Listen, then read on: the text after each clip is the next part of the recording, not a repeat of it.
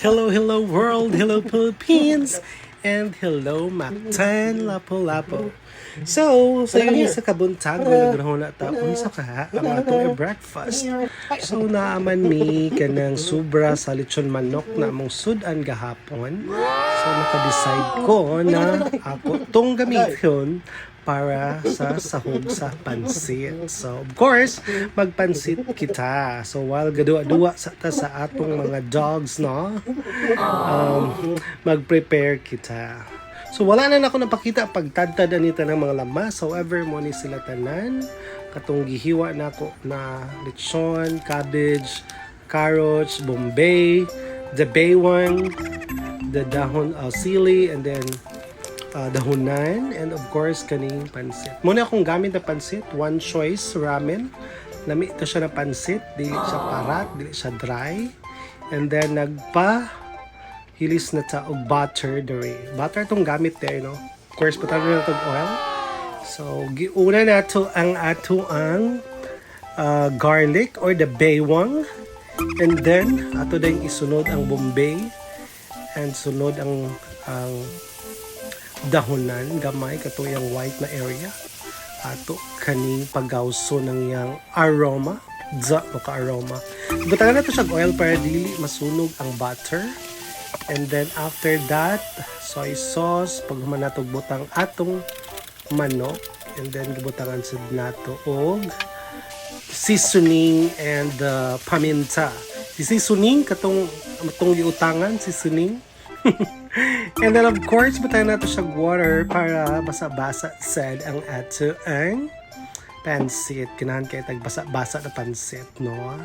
And then butayan natin siya toyo and the chicken cubes para jud mas mulasa pa og chicken. And then ato nang ukay-ukayon atong gipabukal gamay. And then idungag nato itong mga sahog na wala pa nasagol o katong mga especially ang carrots para maluto na siya. Ibutangan ito natong oyster sauce. Idungagan natong paminta. Seasoning na sad. Suning o katong toyo. Now, ato nang ibutang. Pag malapot-lapot na ang water niya, ibutang na nato ang pansit. Again, kaning pansita, mapalit rin nimo sa mga merkado, sa tindahan. Pangalan ani kay One Choice Ramen. Lami ni siya na klase na pansit since nagpansit ko. O good niya akong gamit. And then, butangan na itong oyster sauce, ang half sa oyster sauce.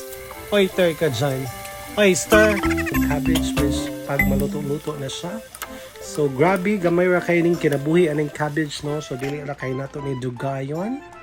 So, gihaon na nato siya o ang cabbage maluto ra na sa kainit sa atong pansit. O kani, mga una kita, after na ko i-prepare kaning pansit dariya.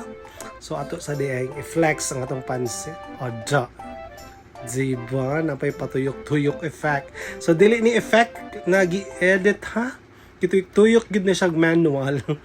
Kay, kuan, para makita ninyo ang kanindot. So, makita ninyo, nagsinaw-sinaw.